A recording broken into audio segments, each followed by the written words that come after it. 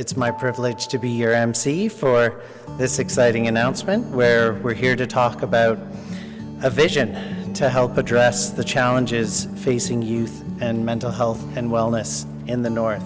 Today's announcement is really important. It's hard to think of something more important, in fact, than the health of the young people of British Columbia.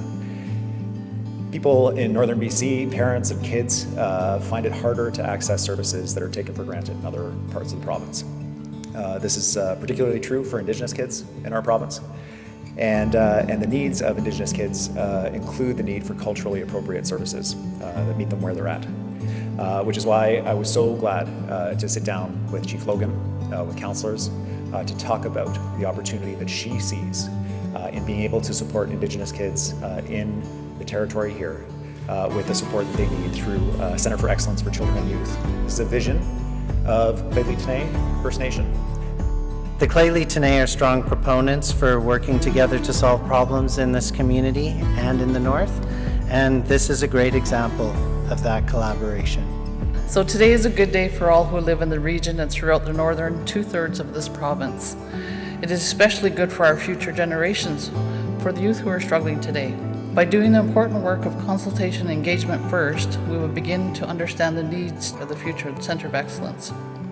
Prevention, treatment, recovery takes many forms, and there will be a blend of programs and services that will be unique to the needs of the people in the North.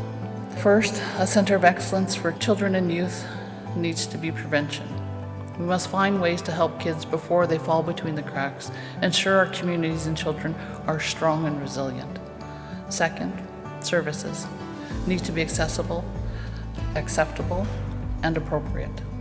This centre will serve those residing in 69% of the BC's landmass, as well as almost 60% of the province's Indigenous population. Barriers to service are particularly pronounced for the northern BC families. On the average, family waits 80 weeks to access critical assessments. Accessibility needs to be the core principle for both community and regional services delivered. Speaking as the Chief of the First Nations, I want to emphasize that Indigenous youth have so much to contribute.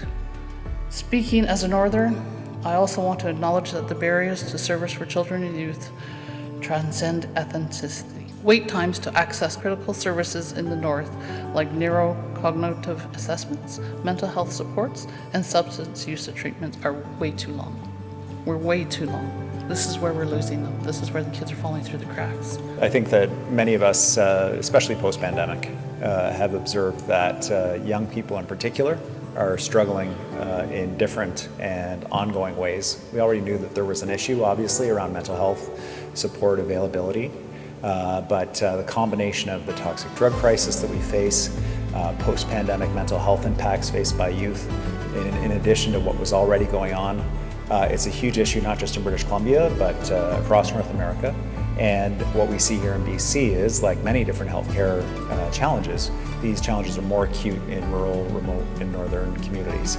That is why it's important to have a Centre of Excellence like this that's designed by Northerners, for Northerners, led by First Nation, to ensure that we're representing the needs of Indigenous kids and people who live in rural communities in a way that's meaningful for them and will be effective for them.